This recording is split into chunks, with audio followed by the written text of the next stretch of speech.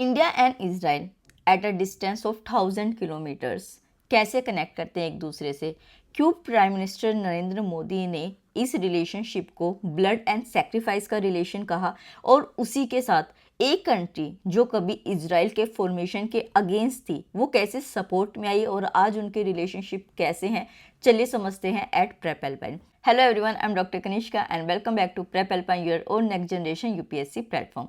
तो रिसेंटली हमारे prime minister Narendra Modi ji Israel visit पे हैं। इंडिया और इजराइल के किस तरीके के रिलेशंस हैं, वहाँ जाके किस तरीके की एक्टिविटीज़ हुई है, किस तरीके से जो टाइज हैं वो डीप हो सकते हैं, आज इस वीडियो में हम सभी कुछ समझेंगे। तो इजराइल के पार्लियामेंट कनेसेट में प्राइम मिनिस्टर नरेंद्र मोदी ने एक पावरफुल स्पीच दी जिसमें बात की गई कि किस तरीके से काउंटर टेररिज्म के ऊपर वर्क किया जा सकता है, गाजा के अंदर पीस डेवलप किया जा सकता है, और उसी के साथ फ्यूचर इंडिया और इजराइल के ट्रेड एग्रीमेंट्स को कैसे आगे बढ़ाया जाएगा। चलिए वापस चलते हैं 1947 में, जब कॉलोनियल एम्पायर्स खत्म हो रहे थे, कंट्री बन रही थी, तो यूएन के अंदर एक प्रपोजल आया जिसको नाम दिया गया यूएन पार्टीशन प्लान का फॉर पैलेस्टीन। ठीक है, अब यहाँ पे मैंने जो शुरू में आपको लाइन की कि कैसे इंडिया पहले अगेंस्ट था और फिर साथ में आया। इंडिया अगेंस्ट था कि रिलीजियस लाइन पे किसी भी कंट्री को डिवाइड नहीं करना चाहिए। इस वजह से यूएन में जब पैलेस्टीन के पार्टीशन की बात चल रही थी ऑन रिलीजियस लाइन, तो इंडिया ने उसके अगेंस्ट वोट किया।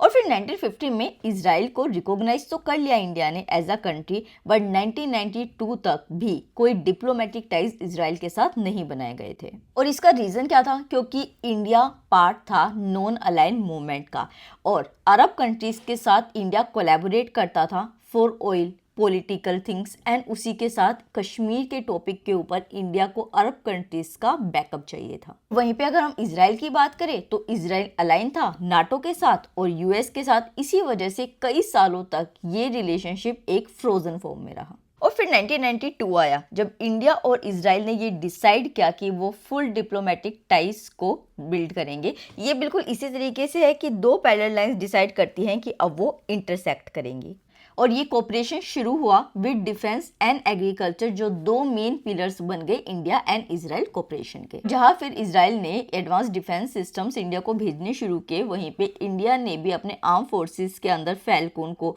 हिरोन ड्रोन्स को एंड बराक मिसाइल सिस्टम को किया। आप स्क्रीन पे देख सकते हैं कि कौन कौन से आर्म्स या फिर जो डिफेंस इक्विपमेंट्स हैं वो इंडिया और इजराइल के बीच में ऐसे ट्रेड किए जाते हैं, और ये आपके प्रीलिम्स के लिए भी इंपॉर्टेंट है। और उसी के साथ एग्रीकल्चर कोऑपरेशन भी डीप हुआ, जिसमें कि आई सेंटर ऑफ एक्सीलेंस और स्ट्रक्चर 3 ईयर वर्क प्लान्स। अगर अभी का डाटा देखा जाए तो देखिए 1992 में 200 मिलियन ट्रेड हुआ करता था इंडिया और इजराइल के बीच में, बट आज वो नंबर बढ़ के हो चुका है 10 बिलियन यूएस डॉलर बाय 2022-2023। ये सिर्फ ग्रोथ नहीं है, दिस इज ट्रांसफॉर्मेशन। आप समझ सकते हैं 1992 से अब तक इंडिया और इजराइल के रिलेशंस कितने डेवलप हो चुके हैं। और फिर आता है 2017 जो कि एक ब्रेक थ्रू था। ब्रेक थ्रू कैसे था? क्योंकि prime minister Narendra Modi first prime minister थे इंडिया के जिन्होंने इजराइल में विजिट किया, और ये रिलेशनशिप एलिवेट हुआ एक स्ट्रेटेजिक पार्टनरशिप में, क्योंकि वेस्ट एशिया भी इस टाइम बदल रहा था और अब्राहम रिकॉर्ड थोड़ा सा नॉर्मलाइज हो रहा था। अब्राहम रिकॉर्ड क्या है? बेसिकली इजराइल के relation with several Arab states के बारे में जो है वो अब्राहम रिकॉर्ड्स हुआ था, और इंडिया ने इसको अपलोड भी किया था। और इसी के साथ इंडिया एक न्यू ग्रुप का पार्ट भी बना, डेट इज I2U2, जिसमें इजराइल, यूएई एंड यूएस थे।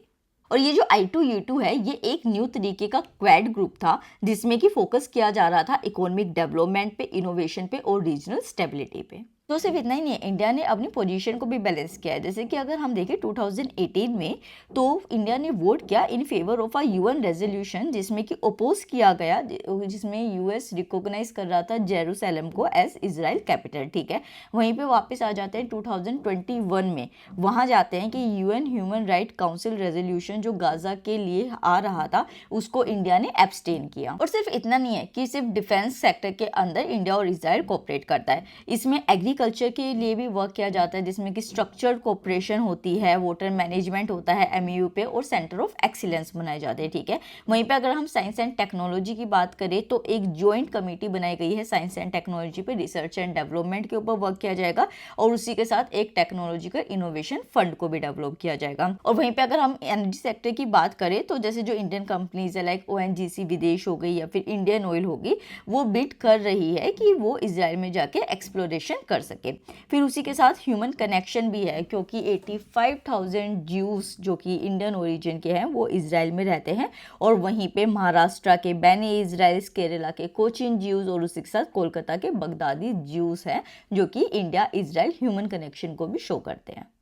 तो जो अभी 1992 से अभी 2026 तक का इंडिया इजराइल रिलेशन है वो एक शिफ्ट दिखाता है। शिफ्ट कैसे?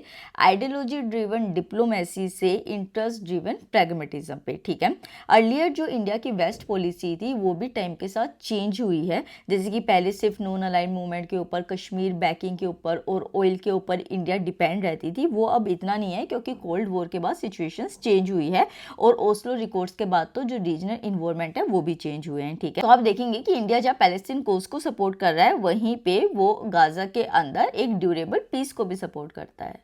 तो इंडिया इजराइल रिलेशंस में जो भी अपडेट आएंगी वो हमारे चैनल पे आएगी, उसके लिए आपको चैनल को सब्सक्राइब करना होगा, और आप हमारे टेलीग्राम चैनल को जाके ज्वाइन कर सकते हैं, जहाँ पे आपको free PDF, study content, quizzes, answer writing सब मिलेगा।